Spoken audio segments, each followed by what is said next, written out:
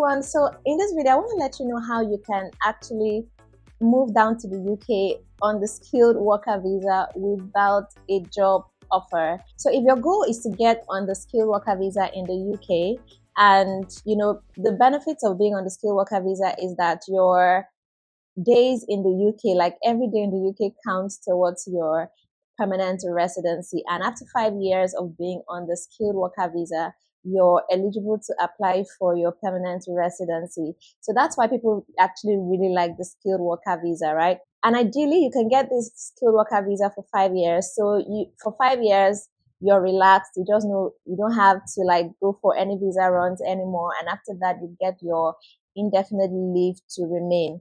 So now to get your skilled worker visa from overseas, the criteria is that you need to have a job offer. And you would agree with me that getting a job in the UK right now is getting tough. Like it's getting tougher and tougher every day. Less and less companies that have the license to sponsor overseas workers are choosing not to. So it's more difficult for people to move down to the UK on the skilled worker visa. So that's why I'm doing this video, to let you know a hack, another way you can make it to the UK on the skilled worker visa without having to get a job offer. All right. So if you're just meeting, my name is Jackie and you're welcome to my channel. Do hit the subscribe button so you can, be seeing more videos like this that will help you in your relocation journey. If you've been here before, thank you so much for coming back. I truly appreciate the support. Do like this video, hit the like button, just as a way of supporting my channel, just to say, Jackie, well done. And your likes, they do encourage me to make more videos for you. All right. Okay. So if you're interested in content that has to do with finance, how to make money online, side hustles you can do from the comfort of your home or online, then check out my second channel, Jackie Finance. On Jackie Finance, I share that kind of content that will help you to become financially independent.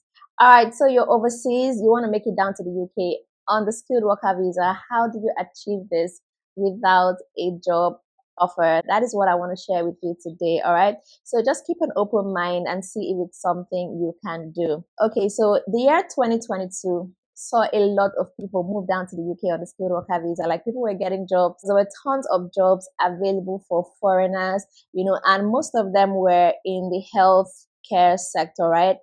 Healthcare assistants, senior care workers, domiciliary carers, home carers. Like there were so many jobs. They were hiring from overseas, like so much.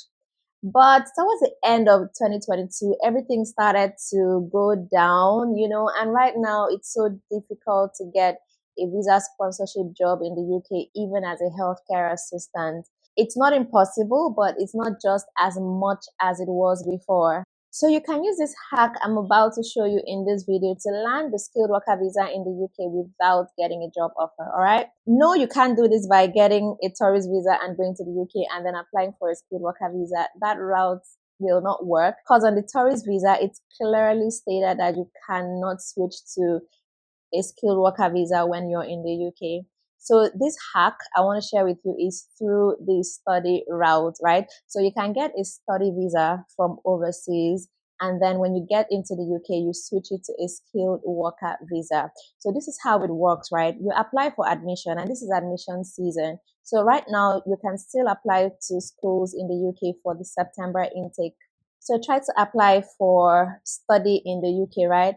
And for you to apply for your study visa, you need a CAS, which is equivalent to the COS that, an employer would give you. And for a school to give you the CAS, you need to make a deposit of your school fees, which is usually around 2,000 to 4,000 pounds, right? You pay that part of your school fees, 2,000 pounds, and then you receive your CAS. Then you apply for your study visa, you get to the UK, you arrive the UK. And when you get into the UK, you now apply for jobs, because if you go to search for jobs right now, yes, there are so many openings for healthcare assistants, for example, right?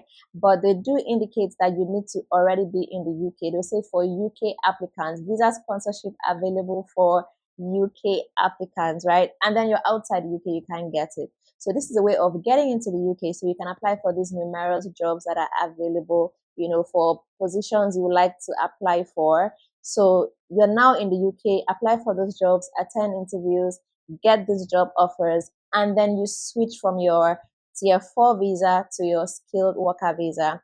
On the study visa, it is allowed to switch to the skilled worker visa. You can switch from your study visa to a skilled worker visa while still in the UK. So you can try doing this, get a cast from a school, get into the UK, and then get a job, and then switch from a study visa to a skilled worker visa. And then you can now attend your school part time. So your main focus is now your job, and then you do your schooling part time. I think that is a very good way of doing this.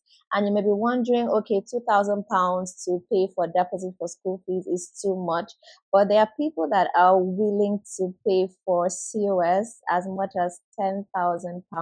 People are paying heavily for COS, and £2,000 to pay for your cast to make it into the UK. I don't think it's too much for those people that are willing. So what advantages does the skilled worker visa have over the study visa? The main one is that the time you spend in the UK as a student does not count towards your indefinite leave to remain in the UK. So it does not count. So if you study for a year, you study for 2 years, it does not count towards your permanent residency in the UK until you switch to a skilled worker visa. Then your time in the UK begins to count for your 5 years permanent residency, right? The 5 years path to permanent residency is the one I'm referring to, right? Your time as a student does not count towards that. So just make it to the UK as a student, then switch to the skilled worker visa, and then you can study part-time. On the student visa, you can still move to the UK with your family. You can go with your partner, your children, on the study visa. So you basically have the same, it basically works the same way the skilled worker visa works. So if you're having a hard time landing a job in the UK as an overseas applicant, you may want to consider going through this route that I've spoken about in this video. So let me know in the comments if this is something you want to try, and then we can talk about it further. You can send me an email if you want to have a private chat with me. So do give this video a thumbs up and share it with others. Let them know that there are other ways to make it to the UK as a skilled worker without getting a job offer. All right. Thank you so much for watching. My name is Jackie, and I will see you in my next video.